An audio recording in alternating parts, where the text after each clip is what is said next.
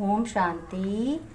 23 जून 2023 के ईश्वरी महावाक्य मुरली के मुख्य पॉइंट सुने। शिव परमपिता परमात्मा श्री बाबा ने कहा, मीठे मीठे बच्चे, रूहानी बच्चे, प्यारे बच्चे, मैं तुम सबका प्राण आधार आया हूँ। तुम्हें जम घटों यानी कड़े से कड़े दुखों की पीड़ा से छुड़ाने। बाबा ने क्या कहा?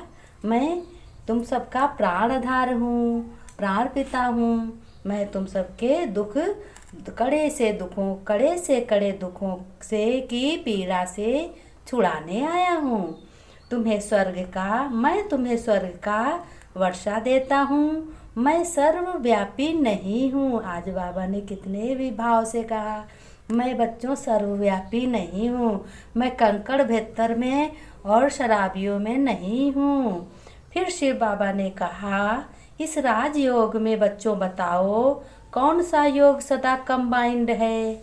फिर शिव बाबा ने उत्तर में बताया, बच्चों इस राजयोग में प्रजा योग सदा ही बच्चों कंबाइंड है, क्योंकि राजा रानी के साथ साथ प्रजा भी चाहिए। अगर सब प्रजा बन जाएं तो किस पर राज्य करेंगे। बाबा ने कहा, अब अगर सब प्रजा बन जाएंगे तो किस पर राज्य करेंगे।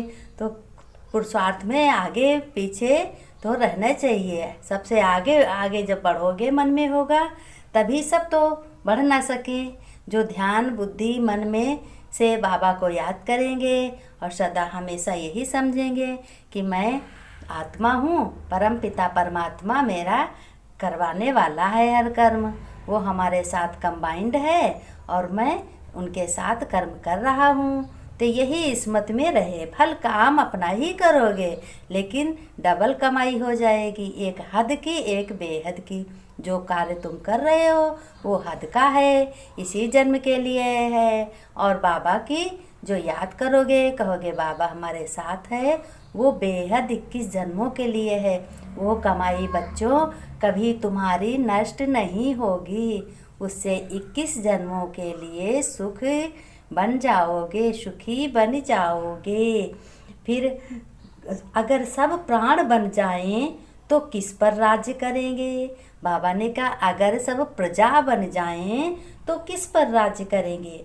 तुम बच्चे नारी से लक्ष्मी और नर से नारायण बनने की ज्ञान पढ़ाई करते हो। काहे की पढ़ाई करते हो बच्चों? ये ध्यान में सुनने वाले, ध्यान में मन में बुद्धि में पॉइंट, ये अपने विराजमान मन में बसाने वाले पॉइंट हैं। मन बुद्धि में इनको लिख लो कि ज्ञान की पढ़ाई हम कर रहे हैं। कौन सी पढ़ाई कर रहे हैं? लक्ष्मी नारायण बनने की। नारी है लक्ष्मी बनेगी और नर है नारायण बनेंगे। जब सभी के कर्म अच्छे होने लगेंगे तो वही देवी देवता बन जाएंगे।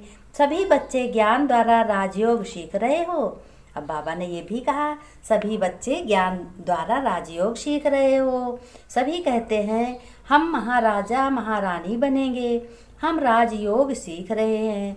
फिर ब्रह्मा ने कहा, बच्चों कोई भी मनुष्य तुमसे पूछे तो झट से बताओ, मेरा परम पिता शिव परमात्मा जो सभी आत्माओं का बाप है, वह मुझे ब्रह्मा मुख वंशावली रुद्र ज्ञान सुनाकर राजयोग सिखा रहे हैं, जिससे हम सतयुग यानी कलयुग के बाद आने वाला युग सतयुग की नई दुनिया में 21 जन्म सुखी रहेंगे।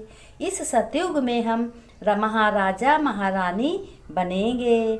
फिर शिव बाबा ने कहा, बच्चे मुख द्वारा बताया, ब्रह्मा के मुख द्वारा बताया कि बच्चों राजा रानी बनने के लिए बहुत हिम्मत चाहिए ना।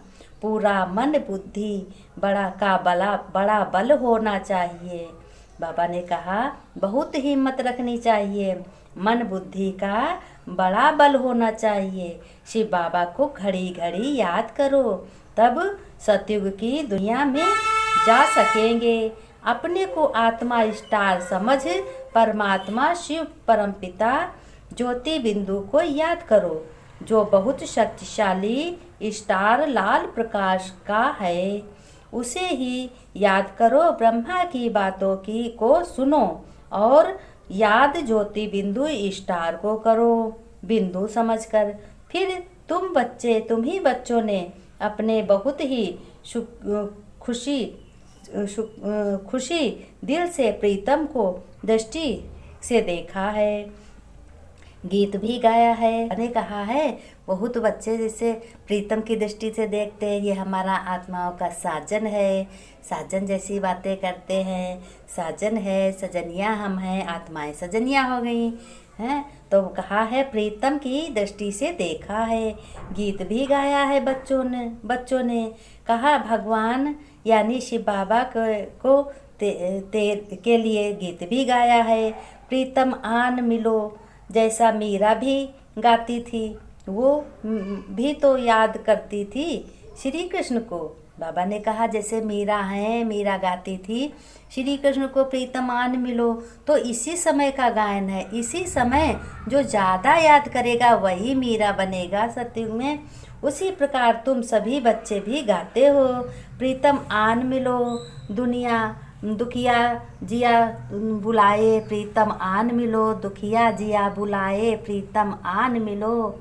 एक शिव बाबा परम पिता ने कहा बच्चों, मैं कल्प कल्प कलयुग के अंत में जब सभी धर्मों की ग्लानि होने लगती है तब मैं आता हूँ अपने बच्चों की संभाल करने कि न बच्चों की संभाल करने तुम जैसे ज्ञान सुनने वाले बच्चों के लिए यह संगम युग सर्वश्रेष्ठ सर्वोत्तम युग है, क्योंकि तुम बच्चों ने ज्ञान को सुना और अपने परमपिता शिव की ईश्वरी गोद ली है। आज बाबा ने कहा तुमने अपने परमपिता परमात्मा शिव की ईश्वरी गोद ली है, तुम ईश्वरी औलाद हो मेरी। तुम ईश्वर और ज्ञान पढ़ते हो टीचर के रूप में देखोगे तो अपने को समझोगे, जब ज्ञान सुनोगे तब समझोगे मैं ईश्वरी स्टूडेंट हूँ। जब उनकी पालना में उनके साथ रहोगे, उनसे प्यार से बाप की तरह सब कर्तव्य करोगे, उनके श्रीमत पर चलोगे, तो तुम समझोगे हम ईश्वरी औलाद हैं। तुम्हारा बाप सबसे बड़ा है, निराकार परम पिता परमात्मा शिव, तुमने मुझे याद किया है। बाबा ने आज कहा है कि तुम ही लोगों ने मुझे याद किया है अपने परम पिता परमात्मा को और पुकारा है, तभी तो मैं ज्ञान सुनाकर बच्चों को दुनिया दुखों से सुखी बना रहा हूँ, दुनिया से निकाल कर और अपने बच्चों को ज्ञान सुनाकर उनको दुखी से सुखी बना रहा हूँ। लेकिन ज्ञान बच्चों दुर्गति से सदगति में ले जाने वाला है। बाबा ने कहा ये ज्ञान बच्चों बहुत ही गूढ़ है, बहुत ही बड़ा है, रुद्र ज्ञान यज्ञ है।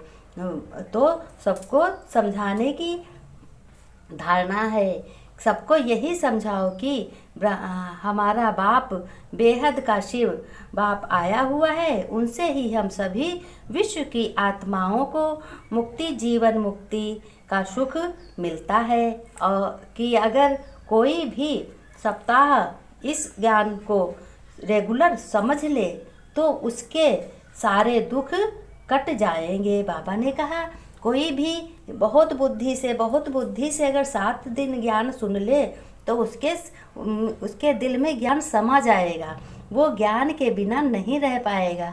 जब तक वो सुनेगा नहीं तब तक उसके दिल को चैन नहीं आएगा, खुशी नहीं आएगी और सुखी बन जाएंगे, सारे दुख मिट जाएंगे और सुखी बन जाएंगी। एक खुशी की झलक चेहरे पर दिखाई देगी। बाबा ने कहा शिव परम पिता तुमको कितने अच्छे कर्म सिखलाते हैं। अब ब्रह्मा दादा ने कहा है कि शिव परम पिता तुमको कितने अच्छे, बाबा ने कहा शिव परम पिता परमात्मा तुमको कितने अच्छे कर्म सिखलाते हैं और कहते हैं जैसे बच्चों अपना भाग्य लिख लो, कलम तुम्हारे हाथ में है, भाग्य की कलम तुम्हारे हाथ में है, अपना अपना कर्म लिख लो, अच्छे से अच्छा भाग्य बना लो और अगला जन्म 21 जन्म को सुखी बना लो। तैयारी किसी भी चीज़ की पहले करनी होती है बच्चों, अभी नहीं तो कभी नहीं। बाबा ने देखो कितना अच्छा आज बताया है कि बच्चों किसी भी चीज़ की या किसी भी कार्य की तैयारी पहले करनी होती है। तो ये सतयुगी नई दुनिया की तैयारी तुम अपने अगले जन्म की तैयारी कर रहे हो। तुम्हारे हाथ में बच्चों कलम है, चाहे जितनी भाग्य अच्छी से अच्छी अपनी लिख लो। ओम शांति।